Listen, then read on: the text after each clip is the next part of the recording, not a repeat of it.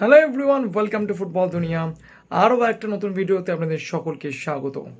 তো এই ভিডিওতে কী নিয়ে কথা বলবো সেটা নিশ্চয়ই এতক্ষণে থাম্বনেল থেকে বুঝেই গিয়েছেন। মানে সন্ধেবেলা একটা লাইভ করলাম, সে লাইভের পর ঝড় বয়ে গেল। আরে রিল্যাক্স রিল্যাক্স, এত কিসের তাড়া, এত কিসের রেশারেশি? আজকের একটা রাখি বন্ধনের দিন, একটা ভালো দিন, কোথায় আনন্দ করবেন তা নয়, এত রেশারেশি। জীবনে এত ইনসিকিওর হওয়া ভালো না একদমই।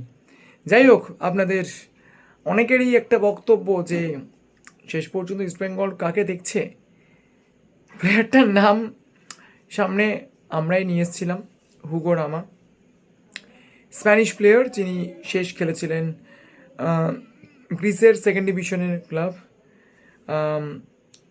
অ্যাটালান্স এফসিতে, ক্যাটি অ্যাটালান্স এফসিতে, এবং তার আগে খুব ইন্টারেস্টিংলি তিনি খেলেছিলেন স্পেনের one of the best club in terms of second division, Deportivo La Coruna, যাদেরকে আমরা মাঝে মাঝেই লা লিগাতেও খেলতে দেখতে পাই।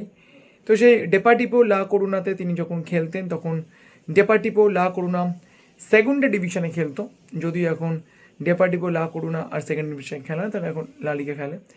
তো সেই ডেপার্টিভো লা করুনার একাডেমি থেকে উঠে আসা প্লেয়ার এবং ডেপার্টিভো লা করুনায় দীর্ঘদিন খেলা প্লেয়ার হুগো রামা, তাকে ইস্টবেঙ্গল অফার করেছিল এবং ইস্টবেঙ্গল এই ডিলটা নিয়ে ভাবনা চিন্তা করছে। বাট অবশ্যই নিশ্চয়ই এটা বুঝতে পারছেন যে যে প্লেয়ারটা গ্রিস সুপার লিগে সেকেন্ড ডিভিশনে খেলেছে এবং তার আগে তিনি ডেপার্টিভো লা করুনায় খেলেছেন, তাকে আনতে গেলে যে গ্যাটের কুড়িটা বেশ ভালোভাবেই খরচ করতে হবে, সেইটা নিয়ে কোনো ডাউট নেই। ইয়েস, হুগো রামা এবং তার সঙ্গে আরও একজন গ্রিসের প্রোফাইলকে ইস্টবেঙ্গল দেখছে। এবার দেখা যাক ইস্টবেঙ্গল শেষ পর্যন্ত এর মধ্যে কোনো ডিল তারা ফাইনালাইজ করতে পারে কি না।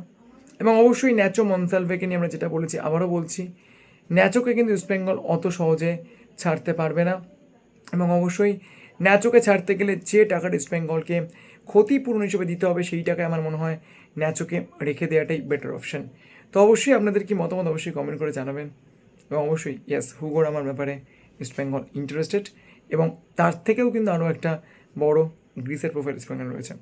আশা করা যায় আপনাদের প্রশ্নের উত্তর পাওয়া হয়ে গিয়েছে। তো রেশারেশি করুন তাহলে। Thank you so much to all of you যারা এতক্ষণ পর্যন্ত দেখলেন, এবং ভালো লাগলে অবশ্যই লাইক করবেন, শেয়ার করবেন, আর ভিডিওটা ইনফরমেটিভ হলে চ্যানেলকে সাবস্ক্রাইব করতে ভুলবেন না, কারণ সবসময় যেটা আমরা সাবস্ক্রাইব করলেই আরও ভালো কাজ করার মোটিভেশন পাওয়া যায়। তো এখন কোনো এই পর্যন্ত দেখা হচ্ছে পরে কোনো ভিডিওতে।